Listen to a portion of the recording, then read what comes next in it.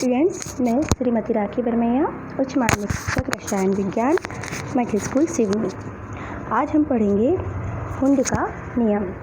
इसके पहले हमने पढ़ा था आप-बाऊ का नियम।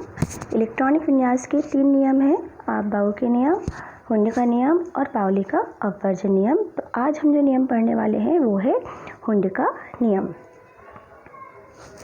हुंड का नियम, यह नियम कहता है कि किसी भी कक्षक की उपकक्षक में इलेक्ट्रॉन पहले एक एक करके भरते हैं, तत्पश्चात ही उसका जोड़ा बनना प्रारंभ होता है। इसे हम समझें। यहाँ पर हुंड ने कहा था कि जो समान ऊर्जा के कक्षक होते हैं उनमें इलेक्ट्रॉनों का युग्मन तब तक नहीं होता जब तक कि प्रत्येक कक्षक में एक एक इलेक्ट्रॉन ना चले जाएं। अब समान ऊर्जा के कक्षक की हम बात करें, जैसे कि हम जानते हैं हमारे पास है एस कक्षक जिनमें अधिकतम 2 इलेक्ट्रॉन जाते हैं। फिर इसके बाद हमारे पास पी उपकोष है जिसमें कि 6 इलेक्ट्रॉन जाते हैं। फिर हमारे पास है डी उपकोष जिसमें अधिकतम 10 इलेक्ट्रॉन जाते हैं। और फिर हमारे पास है एफ उपकोष जिसमें अधिकतम 14 इलेक्ट्रॉन जाते हैं। ये जो एस उपकोष है उसमें 1 कक्षक होता है, पी उपकोष में 3 कक्षक होते हैं, डी उपकोष में 5 कक्षक होते हैं और एफ जो है उसमें 7 कक्षक होते हैं। तो ये जो 3 हैं, 5 कक्षक हैं, 7 कक्षक हैं, इनकी ऊर्जाएं कैसी होती है? एक समान होती हैं। जब इनकी ऊर्जाएं एक समान होती हैं तो ये हो जाते हैं समान ऊर्जा के कक्षक। और इन कक्षकों में इलेक्ट्रॉनों का जो युग्मन है तब तक नहीं होता जब तक कि प्रत्येक कक्षा में एक एक इलेक्ट्रॉन ना चले जाएं। यहाँ हम कहते हैं कि कक्षकों में इलेक्ट्रॉन एक एक करके जाते हैं। किस प्रकार से? तो इसे हम एग्जाम्पल के द्वारा देखें। हमारे पास है ये जो हुंड का नियम, इसके जो एग्जाम्पल है वो हमारे पास है पी कक्षक। जैसे कि हम जानते हैं जो पी उपकोष है उसमें कितने कक्षक होते हैं? 3 कक्षक जो हमने चित्र में बनाए हैं। ये जो 3 कक्षक हैं इनमें अधिकतम कितने इलेक्ट्रॉन जाते हैं? 6 इलेक्ट्रॉन प्रवेश करते हैं। अब ये इलेक्ट्रॉन कैसे जाएंगे? तो यहाँ पर अगर P1 है मतलब 1 इलेक्ट्रॉन है तो ये 3 कक्षक में 1 इलेक्ट्रॉन पहले चला गया। दूसरा इलेक्ट्रॉन है P2, 2 इलेक्ट्रॉन है तो वो 2 इलेक्ट्रॉन कहाँ जाएगा? एक कक्षक में 1 इलेक्ट्रॉन और दूसरे कक्षक में दूसरा इलेक्ट्रॉन।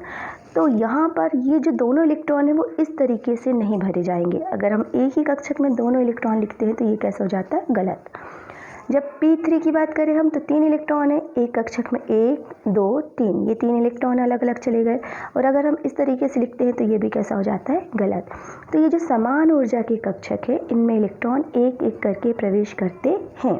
और जब चौथा इलेक्ट्रॉन, जैसे कि हमने लिखा P4, चौथे इलेक्ट्रॉन के लिए आगे स्पेस नहीं है तो जो चौथा इलेक्ट्रॉन है वो पहले इलेक्ट्रॉन के साथ युग्मन करता है, जोड़ा बनाता है। फिर 5वां इलेक्ट्रॉन आगे जोड़ा बनाता है और 6वां इलेक्ट्रॉन आगे इस प्रकार से जोड़ा बनाता है।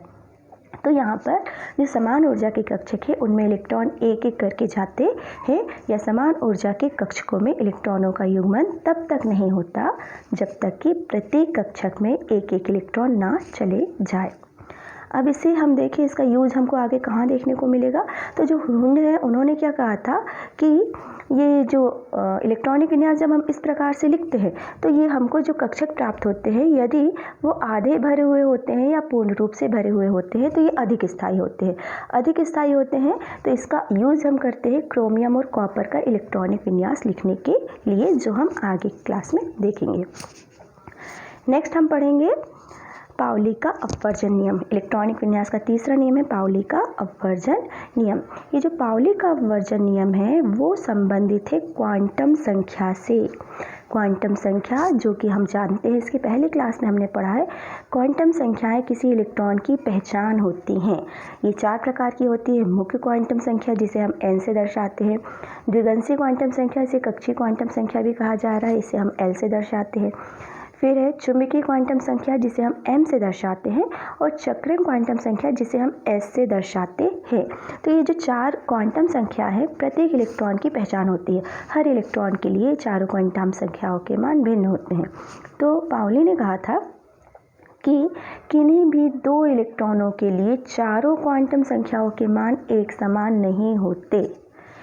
तो अगर हम किसी एक इलेक्ट्रॉन के लिए 4 क्वांटम संख्या निकालते हैं तो वो अलग होंगी, दूसरे इलेक्ट्रॉन के लिए क्वांटम संख्या निकालते हैं तो वो अलग होंगी। तो कोई भी 2 इलेक्ट्रॉनों के लिए चारों क्वांटम संख्याएं एक समान नहीं होती। हमारे पास 4 क्वांटम संख्याएं हैं, जैसे यहाँ N, L, M और फोर्थ हम एस भी कहते हैं। एन एल एम जो है एस इनके मान एक समान नहीं होते। अगर किन्हीं के लिए एन एल एम के मान समान हो भी जाते हैं तो एस का मान हमेशा भिन्न होता है। इसे हम देखेंगे एग्जाम्पल से। हमारे पास ये पाउली के अपवर्जन नियम के हमारे पास हमने ये एग्जाम्पल लिख के रखे हैं। आप देखेंगे 4 इलेक्ट्रॉन है, 1s1, 1s2, 2p1, 2p2। इनके लिए जब हम 4 क्वांटम संख्याओं के मान निकालते हैं तो s के लिए क्वांटम संख्या n का मान आता है 1, l का मान आता है 0, m का मान आता है 0 और s का मान आता है +½ जब हम 1s2 के लिए निकालते हैं तो यही n का मान आता है फिर से 1, l का मान आता है 0, m का मान आता है 0 और s का मान आता है -½ तो आप यहाँ देखेंगे 1s1 इलेक्ट्रॉन, 1s2 इलेक्ट्रॉन, इन दोनों के लिए क्वांटम संख्या n, l और m ये तीनों मान तो कैसे हैं, एक समान है, लेकिन जो s का मान है एक के लिए +½ और दूसरे के लिए -½ तो किन्हीं भी 2 इलेक्ट्रॉनों के लिए हम देख रहे हैं 4 क्वांटम संख्या एक समान नहीं है। अब हम आगे देखेंगे, हमारे पास 2 एग्जाम्पल और हैं, 2p1, 2p2। इनके लिए जब हम 4 क्वांटम संख्या के मान निकालते हैं तो 2p1 के लिए n का मान 2, l का मान 1, m का मान आ जाता है -1 और s का मान आता है +½ जब हम 2p2 के लिए निकालते हैं तो n का मान आता है 2, l का मान आता है 1, m का मान आता है 0 और p2 इलेक्ट्रॉन के लिए s का मान भी क्या है, +½ तो अब यहाँ पर हम देखेंगे कौन कौन सी क्वांटम संख्याओं के मान समान है। ये जो n का मान समान है, फिर यहाँ पे l का मान एक समान है, s का मान एक समान है, लेकिन ये जो m का मान है वो कैसा है, अलग अलग। तो यहाँ पर भी हम देखेंगे कि दोनों इलेक्ट्रॉनों के लिए चारों क्वांटम संख्या के मान एक समान नहीं होते। और अगर हम चारों को भी देखें ध्यान से तो जो चारों हैं, चारों के लिए जो है क्वांटम संख्या के मान एक समान नहीं होते हैं। यही है पाउली का अपवर्जन नियम कि किन्हीं भी 2 इलेक्ट्रॉनों के लिए चारों क्वांटम संख्याओं के मान एक समान नहीं होते। तो आप इन नियमों को अच्छे से तैयार कर लें।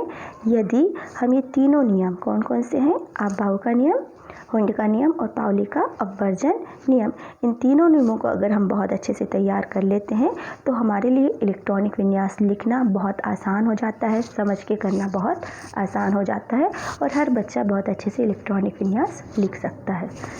ठीक है बेटा, थैंक यू।